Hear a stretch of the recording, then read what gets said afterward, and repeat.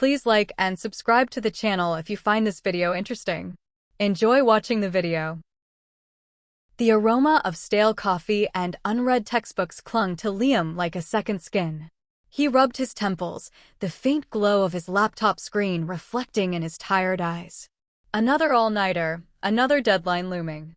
Across town, in a sleek, minimalist apartment that felt miles away, Chloe was having a similar experience. Her fingers flew across her keyboard, crafting an urgent email to a demanding client, the insistent buzz of her phone a constant distraction. It was 10 p.m. on a Tuesday, and for Liam and Chloe, this was their new normal. 6 years. 6 glorious, messy, unforgettable years. Their love story began in the hallowed halls of Northwood High, a whirlwind of shared notes in history class, whispered secrets under Friday night lights, and the dizzying thrill of a first kiss that tasted of cheap lip balm and endless possibilities.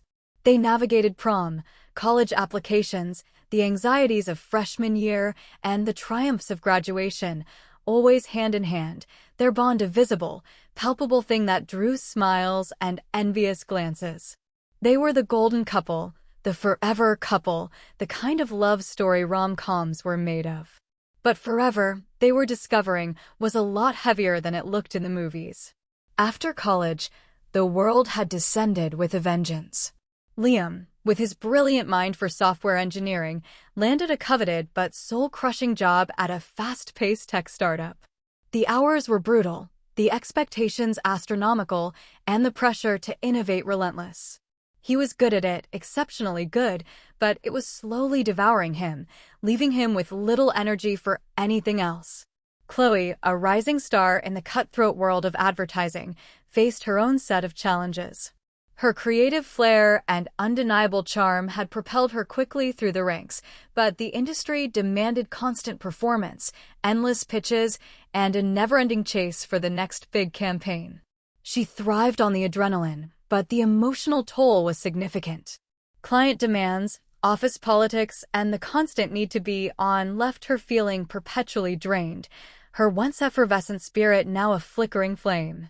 Their apartment, once a sanctuary filled with laughter and late-night talks, had become a quiet battleground of unspoken resentments. Empty coffee mugs piled up in the sink, a silent testament to hurried mornings. Clothes lay strewn across chairs, too tired to be folded. The vibrant energy that once pulsed through their home had been replaced by a heavy stillness, punctuated only by the click of keyboards and the hushed tones of work calls. Date nights, once a sacred ritual, had dwindled to sporadic, half-hearted attempts. When they did manage to carve out an evening, their conversations often revolved around work, punctuated by sighs and shared exhaustion. The easy intimacy they once shared had been replaced by a polite distance, a protective shell they both seemed to be building around themselves. Lately, an insidious doubt had begun to creep into Chloe's mind. Liam was always busy, always working. He'd barely looked at her with that familiar sparkle in his eyes in weeks. Was he seeing someone else? Was he just falling out of love? The thought was a bitter pill, one she tried to swallow, but it kept resurfacing, poisoning her thoughts. She'd catch him on his phone, a quick flick of his thumb to hide the screen, and a fresh wave of suspicion would wash over her. He used to share everything. Now, it felt like he was guarding a secret. Liam, on his end, was plagued by similar anxieties. Chloe was always out, always at an industry event or a client dinner. She'd come home late, smelling of expensive perfume and city air, and crash immediately, leaving him alone with his thoughts. He'd seen the texts flashing across her phone, names he didn't recognize, emojis he couldn't decipher. Was she still committed to them? Did she even care anymore? He missed the girl who would spend hours just talking to him, the one who would show up at his dorm with his favorite snacks, the one who made him feel like he was the center of her world. Now he felt like an afterthought. The tension between them was a taut, invisible wire, vibrating with unspoken words and growing frustrations. They walked on eggshells, each afraid to ignite the inevitable explosion, yet each secretly longing for it, hoping it would clear the air, or at least confirm their worst fears. Tonight, the wire snapped. Liam finally pushed his laptop away, his eyes gritty. He glanced at the clock. 10:47 p.m. Chloe still wasn't home. He felt a familiar knot tighten in his stomach.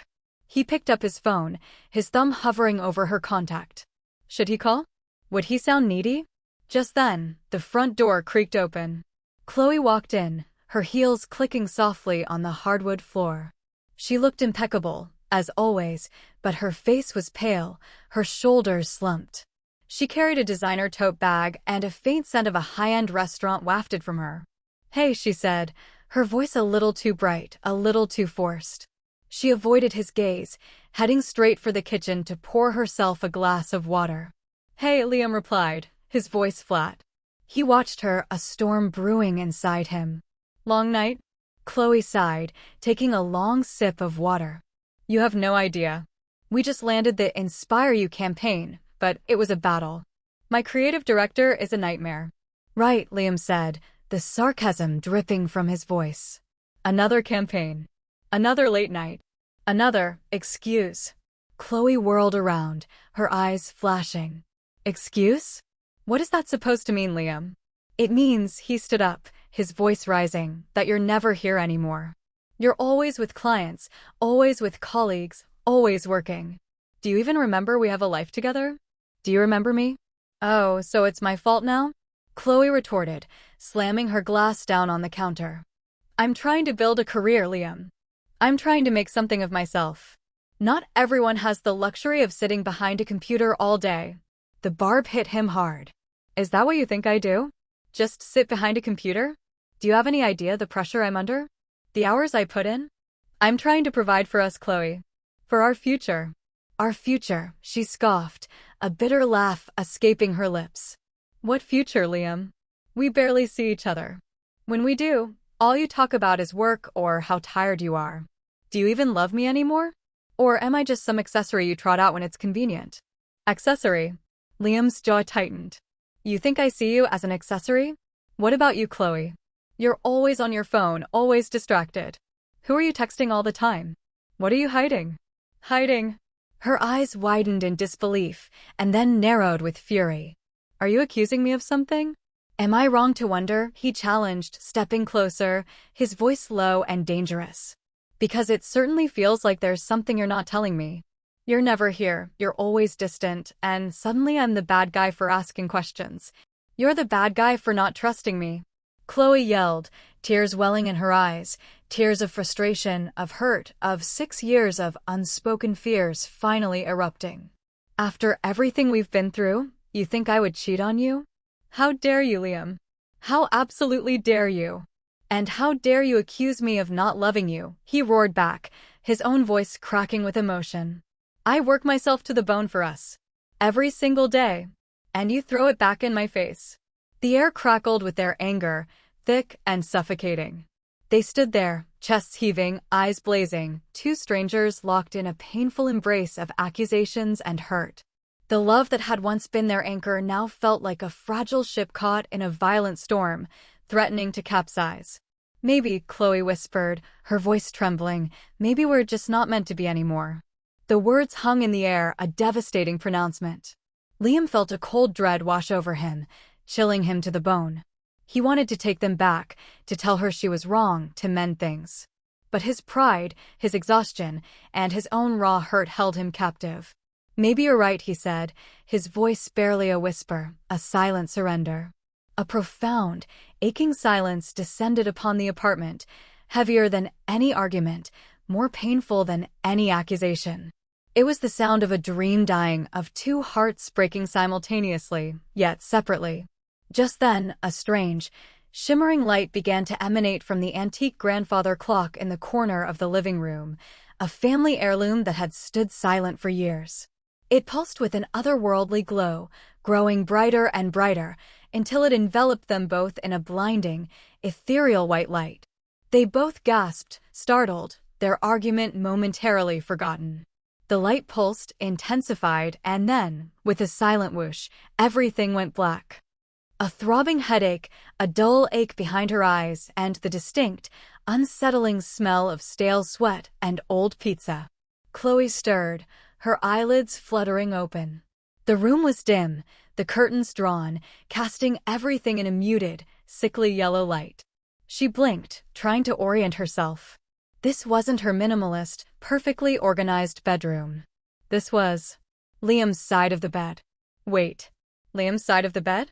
She tried to push herself up, but her arm felt strangely heavy, unfamiliar. She looked down at her hands.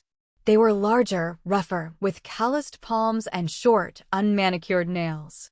Not her slender, perfectly manicured hands. A jolt of panic, cold and sharp, shot through her.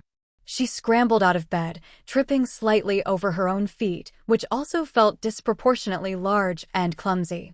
She stumbled towards the full-length mirror on the back of the closet door, her heart hammering against her ribs.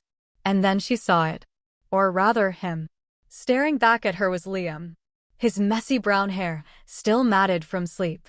The faint shadow of a beard, usually neatly trimmed. The familiar lines of exhaustion around his eyes. His broad shoulders, his lean frame. No, she whispered, the sound a deep, unfamiliar rumble that vibrated in her chest. It was his voice, not hers. She reached up, touching her face, his face, tracing the jawline, feeling the stubble. It was undeniably him. Panic escalated into full-blown terror. She let out a choked cry, but it wasn't a feminine shriek. It was a rough, masculine shout that echoed strangely in the quiet apartment. Liam. Liam, she tried to scream, but only his name came out in his own voice, amplifying the bizarre horror of the situation. What is happening? Across town, Liam was having a similarly disorienting experience. He woke up to the insistent, chirping alarm of a sleek, expensive smartphone that definitely wasn't his. The duvet was silk, the sheets crisp and cool against his skin. He blinked, taking in the unfamiliar surroundings. The abstract art on the walls, the strategically placed orchids, the pristine cleanliness. This was Chloe's apartment. He tried to stretch, but his limbs felt unusually light, delicate. He swung his legs over the side of the bed, feeling the cool floor beneath bare feet that were surprisingly small and elegant. He glanced down. Smooth, pale skin. Long, slender legs. And painted toenails? He bolted upright, a surge of adrenaline coursing through him. He looked at his hands. Delicate, perfectly manicured, with long, graceful fingers. Not his calloused, developer's hands. What he muttered, but the sound that came out was light, airy, distinctly feminine. It was her voice. He sprang out of bed, rushing to the large, illuminated vanity mirror in the corner. He stared at his reflection, utterly aghast. Chloe. Her long, dark hair cascaded over her shoulders. Her expressive eyes, wide with shock. Her delicate features, the faint blush on her cheeks. He touched his face, her face, running his fingers over the smooth skin, the perfectly shaped eyebrows. This can't be real, he breathed, the words coming out in Chloe's melodic tone.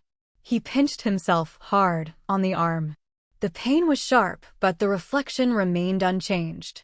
Chloe, he tried to shout, but it was his own name that echoed from Chloe's lips. Chloe, what the hell is going on?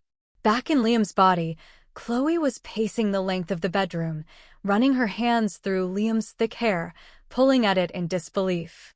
This was a nightmare. A bizarre, terrifying, extremely vivid nightmare. She stopped, catching her reflection again. Liam's face, usually so familiar and comforting, now looked alien, a cruel mockery. She stumbled towards the closet, fumbling with the buttons of Liam's pajamas. She needed to get out of here, to find him. She pulled on a pair of Liam's jeans, which now felt incredibly tight and restrictive around her hips, and a t-shirt that felt surprisingly soft against her skin. The clothes felt wrong, ill-fitting in a fundamental way. She grabbed Liam's phone from the nightstand. Her fingers, in Liam's body, felt clumsy as she tried to unlock it. She fumbled with the passcode, her mind racing. Okay, think, Chloe, think. This has to be a dream. It has to be. She found her own number in Liam's contacts. With trembling fingers, she pressed call. Across town, Liam, in Chloe's body, was still reeling. He was trying to process the impossible. His mind, usually so logical and analytical, was short-circuiting. He looked at her reflection again. He looked so much like her, it was unnerving. He smoothed down her hair, then grimaced at the unfamiliar feeling of it. Her phone buzzed on the nightstand. He looked at the caller ID. Liam. His heart leaped. It had to be her. It had to be. He snatched the phone, his slender fingers still feeling alien as he answered. Chloe, he said, his own voice coming out in her pitch. Liam? Is that you? Chloe's voice, deep and resonant, came through the speaker. Oh my God, Liam, it's me. It's Chloe. I'm you. And you're me. I know. Liam, in Chloe's body, practically shrieked. I just woke up. What in God's name happened last night? The clock. The light. I don't know. Chloe, in Liam's body, cried out, her voice filled with desperation. 1 minute we were fighting, the next, this. What do we do? Oh my God, Liam, what are we going to do? Liam, in Chloe's body, pressed a hand to her forehead. A headache was building. Okay, calm down. Both of us. Think logically. We've switched bodies. This is impossible. But it's happening. Don't tell me to calm down. Chloe, in Liam's body, retorted, a flash of her usual fiery spirit breaking through the panic. I'm in your body, Liam. And I think I just accidentally stepped on a cockroach with your foot. Liam, in Chloe's body, shuddered. EW. Gross. And I'm in your body, Chloe, and I can already tell these heels are going to be a nightmare. He glanced down at a pair of impossibly high stilettos next to the bed. A beat of stunned silence, then an unexpected, shaky laugh escaped Liam's lips, followed by a surprised giggle from Chloe. The absurdity of the situation, the sheer, unbelievable reality of it, was starting to sink in. Heels. Chloe, in Liam's body, managed to say, still trying to process. Liam, we have bigger problems than heels. I have to go to your work today. And you have to go to mine. The laughter died in their throats. The full, terrifying implications of their body swap crashed down on them. Work. Friends. Family. Their entire lives. Oh my God, Liam, in Chloe's body, whispered. My presentation is at 10 a.m. And I have a client meeting at 2 p.m. You know nothing about my job. And I have to pitch the Inspire You campaign to the board this afternoon. Chloe, in Liam's body, wailed. If I mess this up, it could cost me everything. And I have no idea how to code anything. A fresh wave of panic washed over them, a new, shared terror. Their fight, their anger, their resentments of the night before, suddenly seemed insignificant in the face of this monumental, mind-bending catastrophe. We need to meet, Liam, in Chloe's body, stated, trying to inject some semblance of control into the chaos. Immediately. We need to figure this out. Don't go to work yet. Just come to my apartment. No, wait. Your apartment. My body. Ugh, this is confusing. Yours. My body. Got it, Chloe, in Liam's body said, a hint of desperation in her voice. I'm on my way. But Liam, what if we can't switch back? The question hung in the air, a terrifying possibility neither of them dared to voice, but both now deeply felt. The journey across town was a surreal nightmare for both of them. Chloe, in Liam's body, felt a strange detachment as she drove Liam's car. The steering wheel felt thick and clumsy in her new hands. She fumbled with the gear stick, the clutch feeling alien under her foot. Every movement felt like she was wearing an ill-fitting suit of armor. She caught glimpses of herself in the rearview mirror, Liam's face, usually so familiar, now a source of deep unease. People stared at her, or rather, at Liam, with the usual indifference of city dwellers, oblivious to the profound inner turmoil. She felt a profound sense of claustrophobia, trapped in a body that wasn't hers, heading towards a confrontation that defied all logic. Liam, in Chloe's body, felt equally disoriented on the subway. The sheer number of people felt overwhelming, their gazes seemingly lingering on him, on her. He was acutely aware of Chloe's body, the way it moved, the way it was perceived. He felt a sudden, unexpected vulnerability. Her clothes felt strange, a silk blouse, a pencil skirt that restricted his stride, heels that made him wobble precariously with every step. He kept trying to adjust her bra strap, a foreign and irritating sensation. He clutched Chloe's designer handbag, feeling ridiculous, yet hyper-aware of its presence. He hated the way her hair kept falling into his eyes, and the unfamiliar sensation of earrings dangling from her lobes. He was supposed to be a man of logic and code, and now he was navigating public transport in a body that felt utterly alien, a walking, talking paradox. Finally, Chloe, in Liam's body, arrived at his apartment building.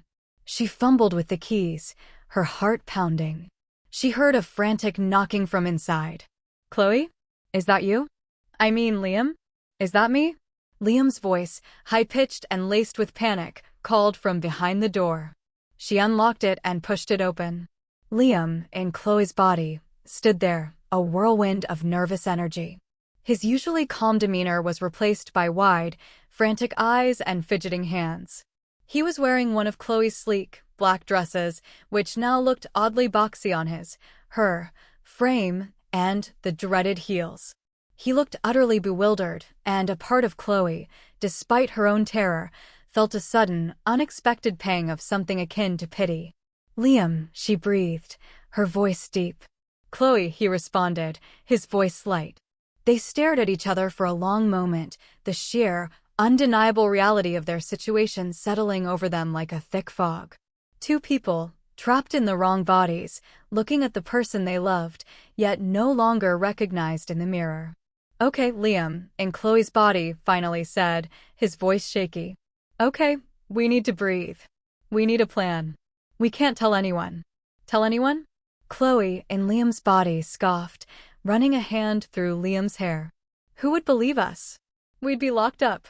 "Exactly," Liam said, wringing his delicate hands. "So, rule number 1, absolute secrecy. Rule number 2, we have to pretend everything is normal." "Normal?" Chloe cried, gesturing wildly with Liam's arms. "I'm in your body, Liam. I have no idea how to be you. And you have a massive presentation this morning. And I have a board pitch for the Inspire You campaign," Liam countered, his voice rising in panic. "Chloe, this is literally the biggest campaign of my career. If I screw this up, my job is on the line." They both collapsed onto the sofa, the cushions sinking under Liam's weight. The silence was heavy with the weight of their impossible predicament. "Okay," Chloe, in Liam's body, said, taking a deep breath. "Let's break this down. Your work first. Tell me everything." Liam, in Chloe's body, nodded, taking a moment to compose himself. He closed his eyes, then opened them, a flicker of his usual analytical self returning. "Right. So, my company, Innovate Tech, is launching a new AI-driven personal assistant app called Echo. My presentation today is about the advanced natural language processing capabilities we've developed. Key points: seamless integration with smart home devices, predictive learning based on user habits, and ironclad data privacy." He rattled off technical jargon with a speed that made Chloe's head spin. Whoa, slow down." Chloe, in Liam's body, exclaimed, holding up Liam's hands. "Natural language processing? Predictive learning?" "Liam, I sell dreams, not algorithms. Give me the bullet points, the For Dummies version." Liam, in Chloe's body, sighed, running his fingers through Chloe's hair in frustration. "It's not for dummies, Chloe. It's complex. Look, just remember the core idea. Echo learns you. It anticipates your needs before you even know them. Think of it as a hyper-efficient, intuitive personal assistant that makes your life easier. And it's super secure." "Okay," Chloe, in Liam's body, repeated slowly. "Learns you. Anticipates needs. Secure. Got it. What about people? Who do I need to impress? Who are the sharks?" Liam, in Chloe's body, leaned forward. "My boss, Mr. Henderson. He's gruff, no nonsense. Focus on the technical specs and the market potential. And Sarah, my lead developer. She's brilliant, but she'll quiz you on the technical details. You need to sound like you know what you're talking about, even if you don't." Chloe, in Liam's body, gulped. "This is going to be a disaster." Not if you pay attention, Liam said, his tone firm. Now, your turn. My turn to become Chloe. He grimaced slightly at the thought. Chloe, in Liam's body, took another deep breath. Okay. So, Inspire You is a campaign for Serenity Cosmetics. It's about empowering women through self-care and authentic beauty. We're pitching a multi-platform campaign, TV spots, social media influencers, interactive website, and a series of pop-up events. Liam, in Chloe's body, raised her eyebrows. Pop-up events?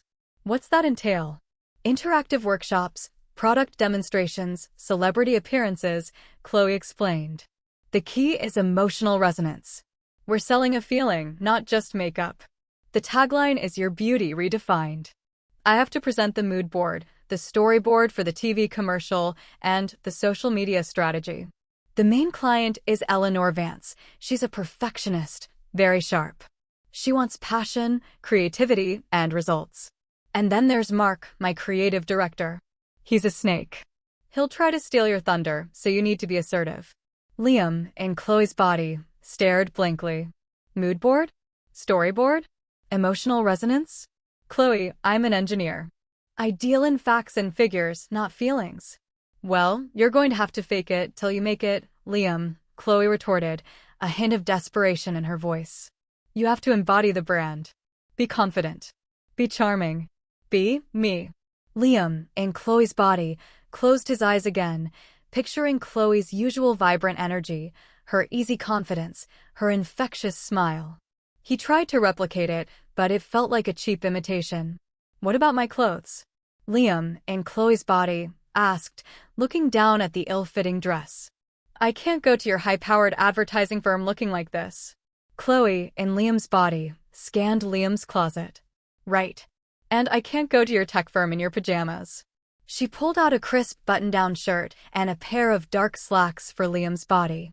You need to look professional, but a little more casual than me. This should work for your presentation. Then, she turned to Liam, in Chloe's body.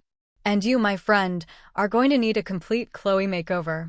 We need to find something that screams creative genius, but also approachable and impeccably stylish. And, for God's sake, we need to do something about your hair.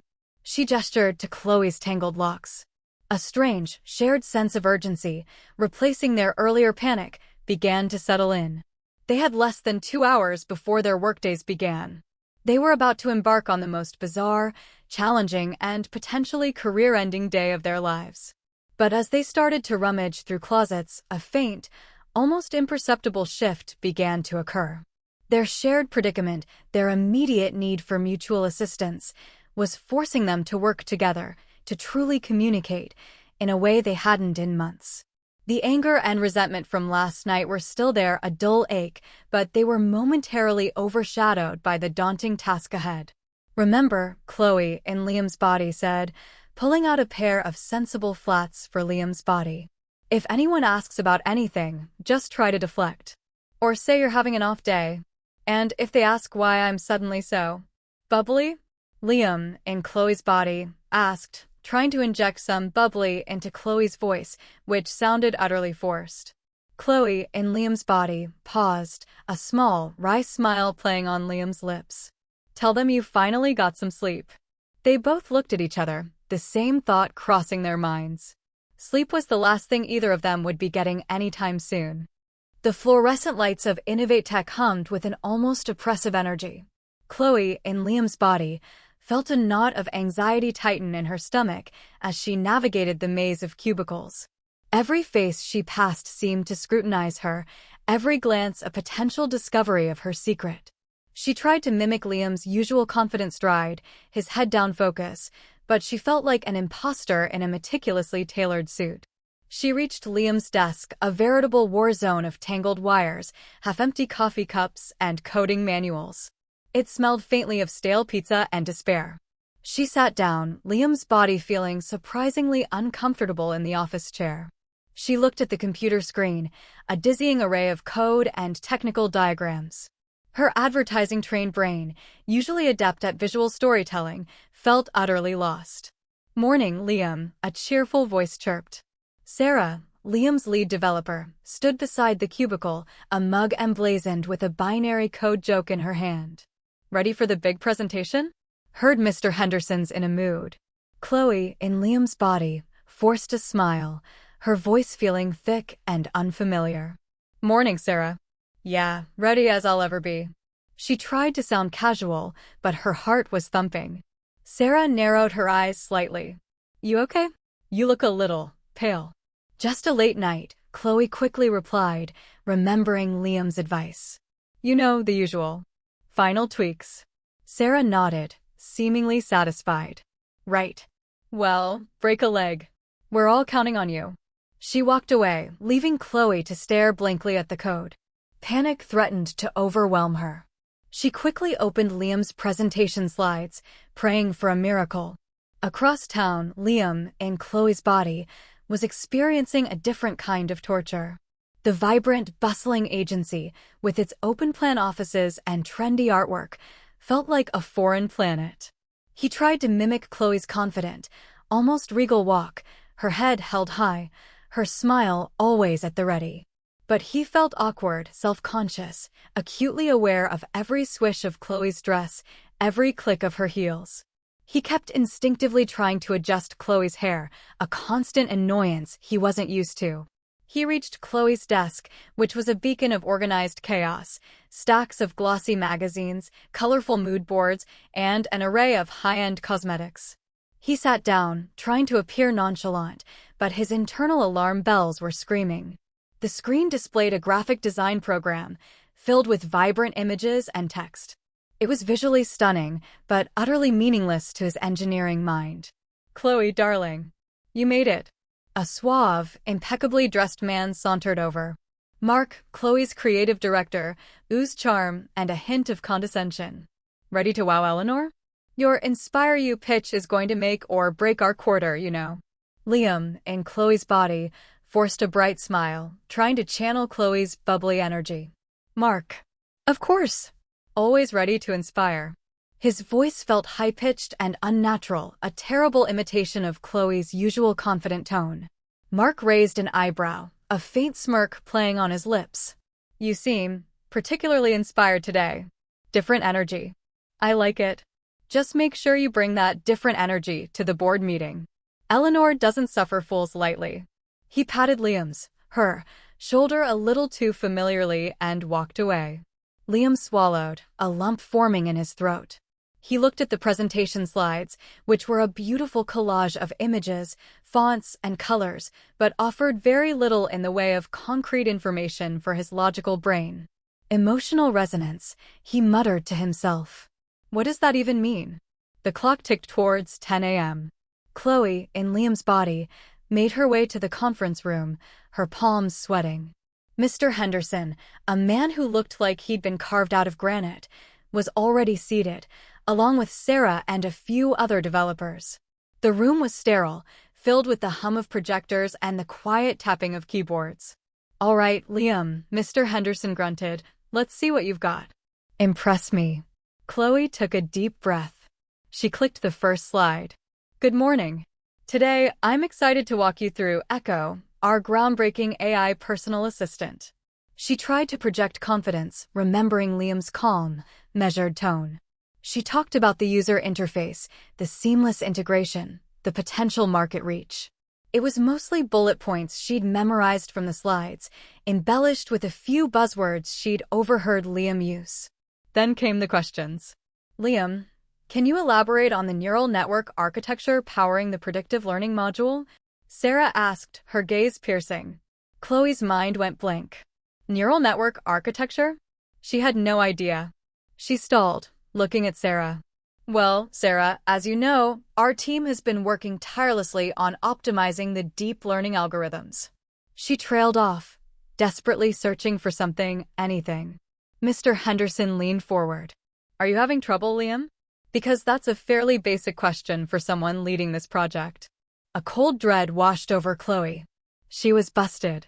She looked at the screen, then back at Sarah, then at Mr. Henderson. The specific architecture is proprietary, of course, she stammered, but we're utilizing a novel, multi-layered approach to ensure maximum efficiency and minimal latency. It was a complete guess, a string of technical-sounding words she'd pulled from the depths of her memory from old sci-fi movies. Sarah's eyes narrowed, but Mr. Henderson simply grunted. Proprietary, All right, I'll take your word for it, Liam. Just make sure those novel, multi-layered approaches actually work. Now, what about scalability for enterprise clients? Chloe managed to muddle through the rest of the presentation, constantly on the verge of exposure, relying on vague answers, quick deflections, and an almost superhuman ability to sound confident while internally panicking. She left the room feeling utterly drained, but with a faint sense of triumph. She hadn't completely crashed and burned. Meanwhile, in a brightly lit, chic conference room, Liam, in Chloe's body, faced Eleanor Vance and Mark. Eleanor, a woman with perfectly coiffed silver hair and eyes that missed nothing, sat across from him. All right, Chloe, Eleanor said, her voice smooth but authoritative. Show us why Serenity needs to inspire you. Liam, in Chloe's body, clicked the first slide of the Inspire You presentation. He tried to project Chloe's natural charisma, but he felt stiff, like a robot trying to perform ballet. Good afternoon. Today, we're not just talking about a campaign, we're talking about a movement. Inspire You is about connecting with our audience on a deeper, emotional level, redefining beauty from within. He tried to smile, but it felt forced, a grimace. He presented the mood board, talking about aspirational aesthetics and authentic storytelling, words that felt utterly foreign coming from her lips. He struggled to explain the emotional journey of the TV commercial storyboard, focusing on the technical aspects of the shots rather than the feeling they evoked. Chloe, Eleanor interjected, her voice polite but firm. I'm not sensing the passion here. You usually have such a vibrant energy, a true belief in your campaigns. This feels a little flat. Mark, ever the opportunist, chimed in. Eleanor's right, Chloe. We need that spark. That Chloe magic. What's happened to it? Liam's face in Chloe's body flushed. He felt a surge of indignation at Mark's thinly veiled attack, but he couldn't retaliate. He was supposed to be Chloe. He took a deep breath, trying to remember what Chloe had said about selling a feeling. Eleanor, Liam, in Chloe's body, began, trying to summon something, anything, from deep within. My passion for this campaign runs deep. It's about more than just numbers. It's about connection. Imagine a woman, looking in the mirror and truly seeing her own strength, her own unique beauty. That's what Serenity offers. We're not just selling products, we're selling confidence. We're selling a moment of self-discovery. And that, I believe, is truly inspiring. He tried to make eye contact, to project warmth, to connect. He was consciously faking it, but a strange, unfamiliar emotion began to bubble up, a glimpse into the genuine passion Chloe felt for her work. Eleanor watched him, her expression unreadable. Then, a faint smile touched her lips. That's better, Chloe. Much better. I knew you had it in you. Now, let's talk about the projected ROI for these moments of self-discovery.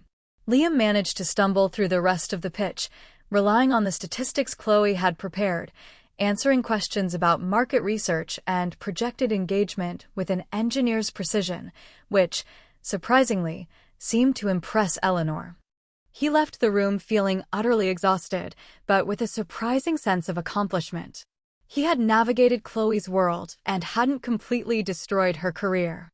As they both returned to Chloe's apartment later that evening, drained but intact, a new emotion began to simmer beneath the surface of their exhaustion, a grudging respect. They had each faced the other's world, walked in their shoes, and survived. And in doing so, they had gained a profound, albeit terrifying, new perspective on the challenges the other faced every single day. The initial terror and professional stress of their swapped bodies slowly began to give way to a series of increasingly bizarre and often hilarious mishaps. The days that followed their first chaotic foray into each other's careers were a masterclass in unintentional comedy and unexpected revelation. Chloe, in Liam's body, quickly discovered the joys of Liam's engineering world. Or rather, the lack thereof. During a team lunch, she found herself in a heated debate about the merits of Python versus Java, a conversation she desperately tried to steer towards the more relatable topic of office snacks. She once accidentally erased 3 hours of complex code during a late-night troubleshooting session, only to realize she'd mistaken the delete key for save. Her attempts to appear knowledgeable often led to her using the wrong technical terms, resulting in bewildered looks from Liam's colleagues. "Oh, you mean the internet cloud brain?" she'd once asked, trying to refer to cloud computing, earning her a blank stare from a junior developer. Social interactions were a minefield. Liam's poker night with his buddies was a particular disaster. Chloe, in Liam's body, tried to follow the conversation about fantasy football and cryptocurrency, but her mind kept drifting. She laughed at all the wrong jokes and accidentally revealed a scandalous detail about a celebrity gossip column she'd read, earning a chorus of confused TMI, Liam, from his friends. She found herself excusing herself to the restroom frequently, just to escape the conversation and stare at Liam's face in the mirror, wondering how he endured such an intensely technical and, at times, socially awkward environment. "It's not just about the code," Chloe, Liam, in Chloe's body, explained patiently over the phone one evening. "It's about the precision, the logic, the problem-solving. It's a different kind of satisfaction." Chloe, in Liam's body, grumbled. "Well, that different kind of satisfaction nearly got me fired today. I almost told Mr. Henderson that Echo should have more sparkle." Liam chuckled, a light, feminine sound that still felt strange coming from him. "Sparkle, Chloe? That's not exactly a technical spec." Meanwhile, Liam, in Chloe's body, was grappling with the nuances of the advertising world. He found the constant need for emotional performance exhausting. During a brainstorming session for a new car commercial, he suggested focusing on the car's fuel efficiency and safety ratings, only to be met with eye rolls and a lecture from Mark about connecting with the consumer's aspirational desires. Aspirational desires? Liam, in Chloe's body, had asked, genuinely perplexed. "Isn't fuel efficiency a more practical desire?" Mark had just sighed dramatically. "Chloe, darling, you're usually so in tune with the human psyche. Where's your usual creative spark?" Liam also discovered the intricate rituals of Chloe's daily routine. He spent 20 excruciating minutes trying to tie a silk scarf in a way that looked effortless. Applying makeup was a bewildering experience, resulting in him resembling a poorly painted clown on his first attempt. He nearly broke an ankle attempting to walk gracefully in Chloe's heels, eventually opting for flats whenever possible, much to the subtle amusement of Chloe's colleagues. He tried to mimic Chloe's friendly banter with clients, but his attempts often came across as stiff and formal. "You really think about things differently," Liam, in Chloe's body, confessed to Chloe on a video call one night, looking down at Chloe's perfectly manicured hands. "Everything is about feelings, about presentation. It's exhausting." "Tell me about it," Chloe, in Liam's body, groaned, rubbing Liam's tired eyes. "I just spent an hour trying to debug a script, and all I wanted to do was color-code it to make it look prettier." But amidst the comedic chaos, a subtle, yet profound shift was taking place. Walking in each other's shoes, literally, was forcing them to see the world from a completely different perspective. Chloe, in Liam's body, began to understand the immense pressure Liam was under. The relentless deadlines, the complex problems he had to solve, the sheer mental exhaustion of his work. She saw the dedication he poured into his projects, the genuine pride he felt when a complex piece of code finally worked. She also saw the casual sexism he often overlooked, the subtle dismissal of his ideas by senior male colleagues who preferred to listen to each other, the assumptions about his social awkwardness. She realized that Liam wasn't being distant because he didn't care. He was distant because he was utterly depleted. His late nights weren't about avoiding her. They were about keeping his head above water in a demanding industry. The texts he was hiding were usually just work-related messages from his team or his boss, demanding immediate responses. Liam, in Chloe's body, was equally enlightened. He experienced firsthand the constant scrutiny Chloe faced, the pressure to always look perfect, to always be on. He understood the emotional labor involved in her creative work, the vulnerability of putting her ideas out there for constant judgment and critique. He witnessed the subtle power dynamics in her office, Mark's manipulative tactics, Eleanor's exacting standards. He saw how much of Chloe's late nights were spent networking, building relationships, fighting for her team and her campaigns. He realized that Chloe's distraction wasn't a lack of interest in him, it was a desperate attempt to juggle an impossible number of responsibilities to maintain her professional image while battling internal doubts. The names he didn't recognize were often clients or industry contacts, crucial to her success.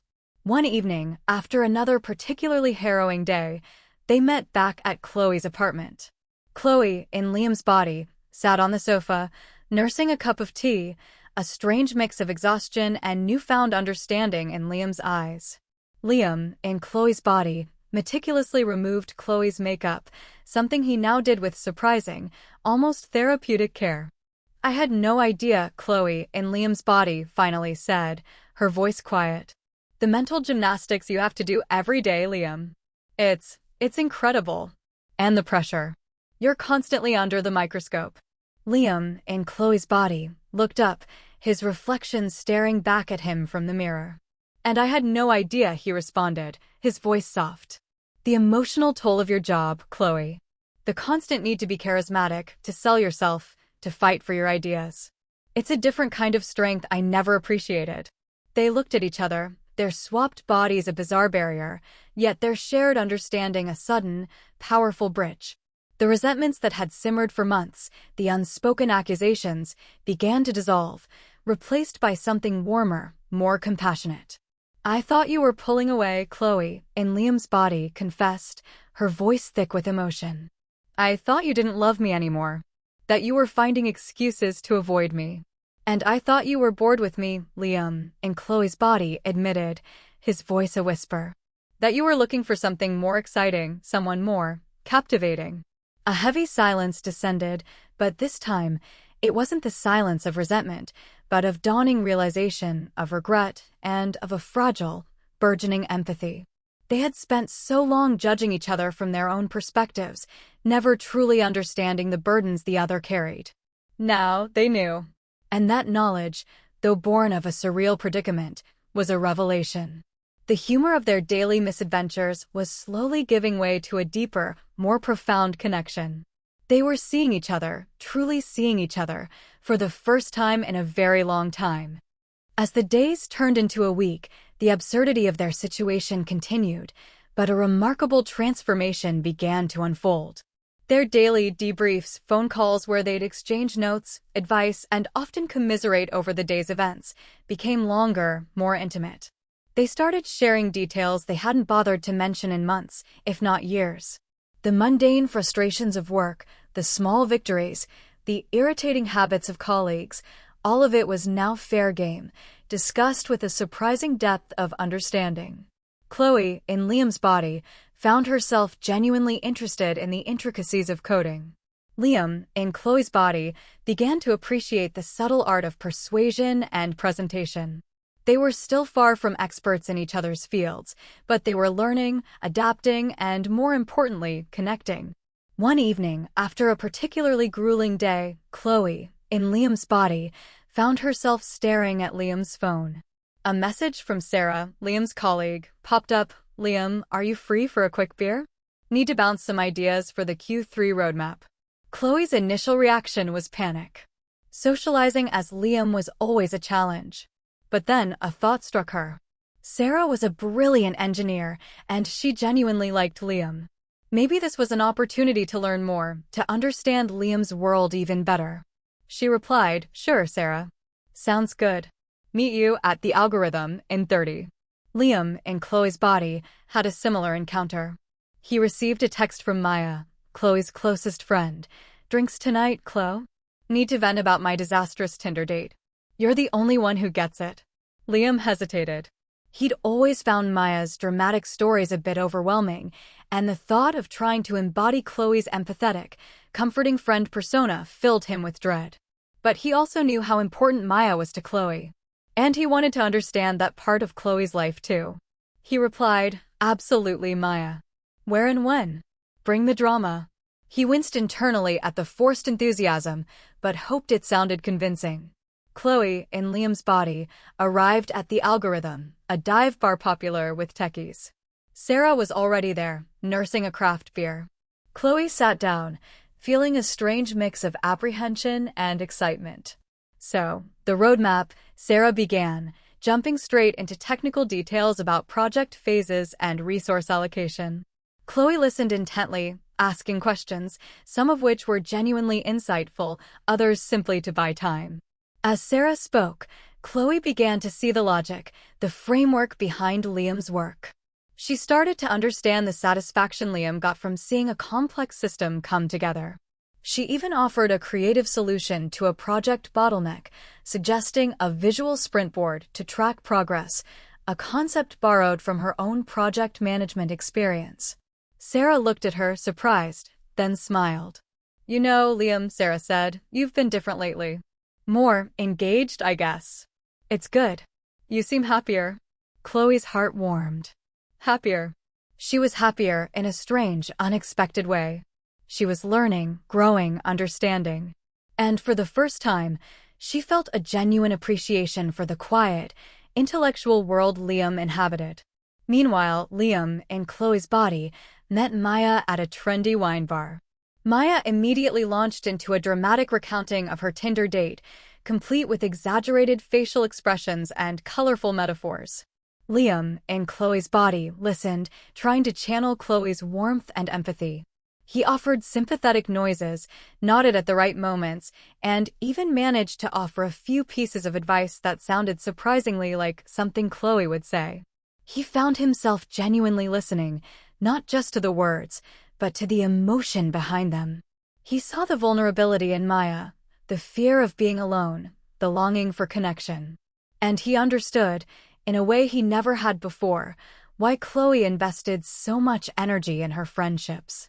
It wasn't superficial, it was deeply human. "You know, Chloe," Maya said, swirling her wine, "you've been a lifesaver. You always know exactly what to say. You're so understanding." Liam, in Chloe's body, felt a blush rise to her cheeks. He was faking it, yet the praise felt surprisingly good. He realized that Chloe's social butterfly persona wasn't just about appearances, it was about genuine connection, about being there for people. As the days turned into weeks, their switch continued. They started leaving each other little notes, reminders about obscure technical terms, tips on how to handle a difficult client, suggestions for what to wear. These small gestures, born out of necessity, began to feel like acts of affection. One morning, Chloe, in Liam's body, woke up with a start. It was Liam's birthday. In their recent chaos, they'd both completely forgotten. She felt a pang of guilt. Before the swap, she would have meticulously planned a surprise party. Now, she was just trying to keep his career afloat. She called Liam, in Chloe's body. "Happy birthday, Liam," she said, her voice soft. Liam, in Chloe's body, sighed. "Thanks, Chloe. I completely forgot. I guess that's what happens when you're trying to figure out which shade of nude lipstick matches your skin tone." He tried to make a joke, but there was a hint of sadness in his voice. "I'm sorry," Chloe, in Liam's body, said, genuinely remorseful. "I should have remembered. I've been so focused on everything." "It's okay," Liam replied. "We'll celebrate when we're back to normal. If we ever get back to normal."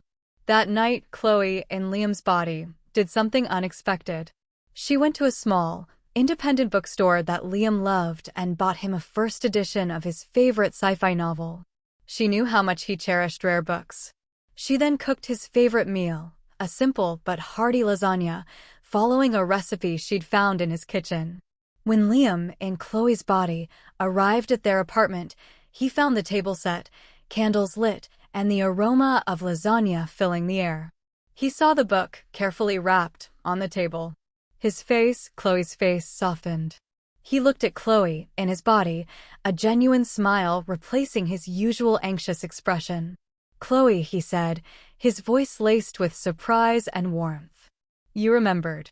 Of course I remembered, Chloe, in Liam's body, replied, feeling a warmth spread through her, his chest. It's your birthday, and you deserve to be celebrated, even if you're stuck in my body. They ate dinner, talking not about work, but about memories. Their first date, a terrible movie, but a perfect first kiss. Their graduation day, the relief and excitement of a future together. They laughed, truly laughed, for the first time in weeks. Liam, in Chloe's body, looked at Chloe, in his body, across the table. I miss you, he said, his voice quiet. I miss us.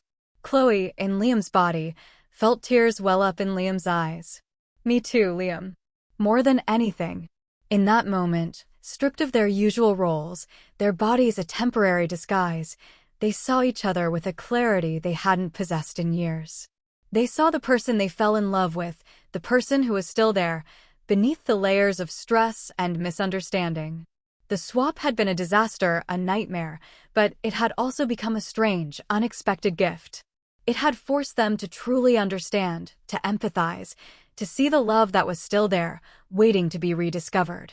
The distance that had grown between them was shrinking, replaced by a renewed connection, forged in the fires of shared comedic struggle and profound, mutual understanding. Despite the newfound understanding and heartwarming moments, the pressure of their swapped identities remained immense.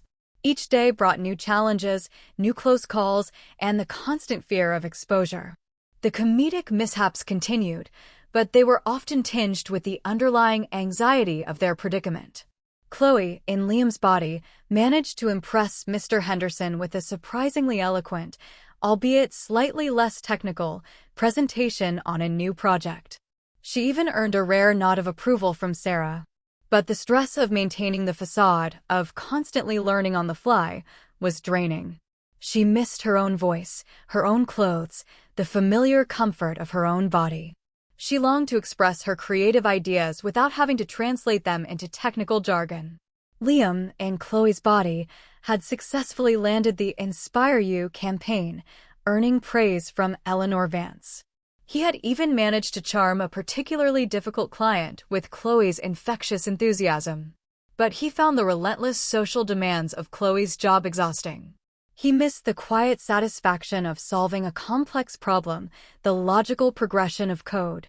He longed for a moment of genuine solitude, away from the constant performance. He was tired of constantly adjusting Chloe's hair, which seemed to have a mind of its own. One afternoon, Chloe, in Liam's body, was having coffee with Sarah. Sarah was talking about a new gaming console Liam had been excited about. Liam, you seem different. More open. It's like you've seen the world through someone else's eyes.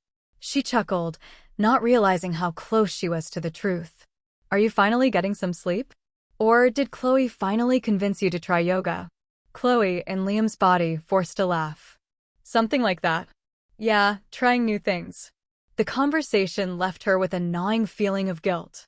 She was growing, learning, but she was doing it under false pretenses, in someone else's skin. Meanwhile, Liam, in Chloe's body, was at a networking event, surrounded by the usual swirl of small talk and air kisses. He caught snippets of conversation about Chloe, about her reputation, her achievements. He heard colleagues talking about her ambition, her drive, her spark. He felt a strange mixture of pride and inadequacy. He was living her life, yes, but he wasn't her. He was just a temporary inhabitant, a stand-in. He yearned to return to his own body, his own identity, to truly be recognized for his own accomplishments. That evening, they met back at Liam's apartment, their usual meeting spot since it offered a bit more anonymity. The lightheartedness of the past few days had faded, replaced by a quiet weariness. How much longer can we do this, Liam? Chloe, in Liam's body, asked, her voice tinged with despair. Every day is a performance. I'm so tired of pretending to be you. And I'm terrified of messing up your life. Liam, in Chloe's body, nodded, running a hand through Chloe's hair. I know the feeling. I miss my own thoughts, my own way of moving. I miss my own body. And I'm afraid I'm not doing your job justice. The unspoken fear, The terrifying thought that had been lurking in the back of their minds finally surfaced. What if this was permanent? What if they were stuck like this forever? "We need to find a way back," Chloe, in Liam's body, stated, her eyes pleading. "We have to. Have you thought about what happened? The clock? The light?" Liam, in Chloe's body, paced the living room, his brow furrowed in concentration. "I've been trying. I've replayed that night 1,000 times. The grandfather clock, it's a very old family heirloom, but it's never done anything like that before." He stopped, looking at the clock in the corner, which had remained silent and still since that fateful night. "It was just after we had that fight. The emotional intensity, maybe it triggered something. A magical clock?" Chloe, in Liam's body, scoffed, despite the desperate hope in her voice. "Sounds like a bad movie. What else could it be, Chloe?" Liam countered, turning to face her. "We don't have a logical explanation for any of this. If it was triggered by an emotional state, maybe another strong emotional event could reverse it." "Another fight?" Chloe, in Liam's body, suggested, a flicker of mischievousness in Liam's eyes. "We're pretty good at those." Liam, in Chloe's body, managed a small, tired smile. "Maybe not a fight. Maybe a different kind of strong emotion." He paused, looking at her, a profound realization dawning in his eyes. "Love. The kind of love we used to have. The kind we're just starting to rediscover." Chloe, in Liam's body, looked at him, her heart aching. They had found their way back to each other, not through magic, but through empathy and understanding. They had seen each other's struggles, felt each other's burdens, and in doing so, had rekindled the flame that had almost died. "But how do we trigger that, Liam?" she asked, her voice soft. "It's not something you can just manufacture." "No," Liam, in Chloe's body, agreed. "But we can try. We can revisit that night. The clock. The argument. And then, we focus on what we've learned. On what we feel now." A plan, however outlandish, began to form. They decided to recreate the scene of their swap. They would go back to Chloe's apartment, where the clock had initially glowed, and try to channel the emotions they felt, both the old pain and the new understanding. Before they left, Liam, in Chloe's body, did something unexpected. He walked over to Chloe, in his body, and took Liam's hands in her own. His usually analytical eyes, now in Chloe's face, were filled with a raw, honest tenderness. "Chloe," he said, his voice soft, "I was so wrong about you. I didn't see how hard you were working, how much you were sacrificing. I only saw my own stress, my own pain. I'm so sorry." Chloe, in Liam's body, felt a lump form in Liam's throat. She squeezed her hands.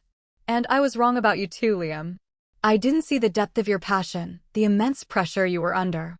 I judged you for being distant, when you were just trying to hold everything together. I'm so sorry." The confessions hung in the air, heartfelt and sincere. The bitterness, the accusations, the years of unspoken resentment finally dissolved, replaced by a profound sense of mutual apology and forgiveness. As they stood there, holding hands, two people in the wrong bodies, looking at the person they loved, a faint, almost imperceptible shimmer began to emanate from the antique grandfather clock in Liam's living room. It was a subtle glow, a mere flicker, but it was there. A glimmer of hope. They looked at each other, wide-eyed. Could it be? Was this the way back? The shared understanding, the renewed connection, the honest outpouring of love and regret. Was that the magic key? "Let's go," Chloe, in Liam's body, whispered, her voice filled with a renewed sense of purpose. "Let's go home." They drove to Chloe's apartment in silence, a palpable tension in the air, but it was a tension born not of anger, but of anticipation and a fragile hope. The apartment, once a silent battleground, now felt like a sacred space, holding the echoes of their past and the promise of their future. The antique grandfather clock, usually residing in Liam's apartment, had indeed been moved to Chloe's after Liam inherited it. It stood proudly in the corner of Chloe's living room, still and silent, a majestic witness to their chaotic journey. They stood before it, side by side, two familiar figures in unfamiliar skin. The room was bathed in the soft glow of the evening sun, casting long shadows. They reached out and their hands, Liam's and Chloe's body, Chloe's and Liam's body, clasped together, fingers intertwining. It was a strange sensation, holding their own hand through another's body, yet deeply intimate. So, Chloe, in Liam's body, said, her voice a little shaky, do we just stand here? Liam, in Chloe's body, closed his eyes, then opened them. I think we just feel. We remember everything. The good, the bad. What we learned. They stood in silence, letting the memories wash over them. They thought of the fight that had preceded the swap, the bitterness, the misunderstanding. They remembered the terror of waking up in each other's bodies, the hilarious mishaps, the awkward social situations. But most importantly, they remembered the dawning understanding, the empathy that had slowly replaced their resentment.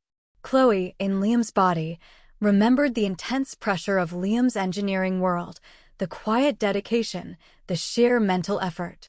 She remembered the pride she felt when Liam's code finally worked, the satisfaction of solving a complex problem. She understood his exhaustion, his need for quiet. Liam, in Chloe's body, remembered the vibrant energy of Chloe's advertising world, the emotional labor, the constant need for connection. He remembered the thrill of landing a big campaign, the joy of inspiring others. He understood her passion, her drive, her desire to make her mark. They remembered the little notes they'd left for each other, the shared laughter over their daily blunders, the unexpected birthday celebration. They remembered the confessions they'd made, the apologies freely given, the forgiveness that had healed old wounds. They remembered the warmth that had begun to bloom between them, a stronger, more resilient love than before.